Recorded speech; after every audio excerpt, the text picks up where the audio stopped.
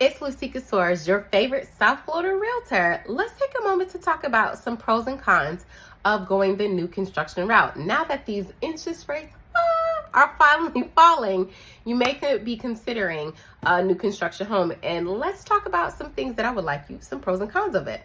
So, one of the first pros that new construction homes offer is peace of mind. What I mean by peace of mind, when you have a new construction home, you don't really have to worry about any major repairs right away. You don't have to worry about your AC going out. You don't have to worry about the roof suddenly having this leak or whatever the case may be. You don't have to worry about, your electric issues or anything like that, because these new construction homes, they actually have to pass inspection.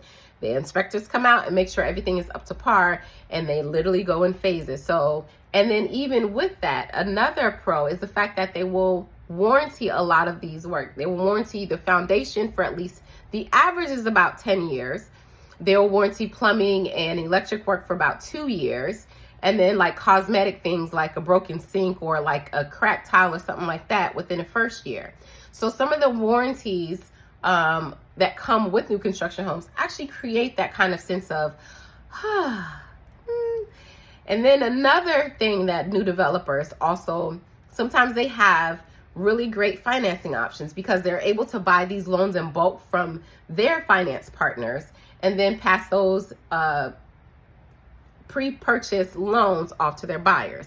And that's how they're able to give you these large discounts and these incentives, because they've already pre-purchased these homes from their finance partners. Another major attractive thing is homeowners insurance. If you're living in Florida, we are suffering with high homeowners insurance. So one of the ways that a lot of buyers are kind of like skipping out on that is they're going to new builds. New builds are far lower. I mean, for a good reason. I mean, you have all the warranties, and this home has just been built. So that's how they're able to keep those low interest insurance rates, because it's brand new. And the last thing a lot of people don't think about is the sense of community. You can't buy a sense of community. You can't really market it. You just experience this. I've seen this firsthand with some of my close friends and family. They have a greater sense of community in some of those new developments because your children are out playing, and you look out for this neighbor's child, and you're kind of like in the trenches together. So you build a sense of community, and that cannot be purchased. That cannot be incubated. That is just literally that sense, because you guys are in that same area. It's a beautiful thing.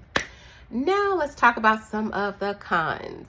Yes, there are some cons to new construction. The first con is typically you have higher taxes for like the first couple years because of infrastructure. What I mean by infrastructure, those developers have to pay to put power in your home.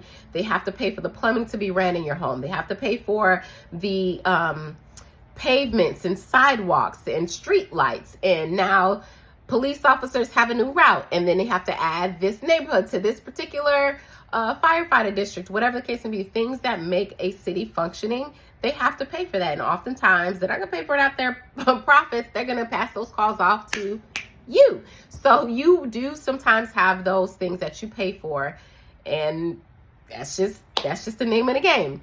Another a con that you should look out for is oftentimes they have hidden fees.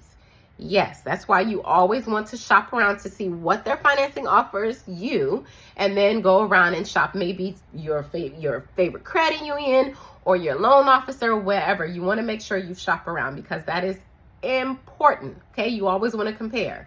Okay, because those hidden fees, they'll have an additional HOA fee. They'll have development fee that you have to pay.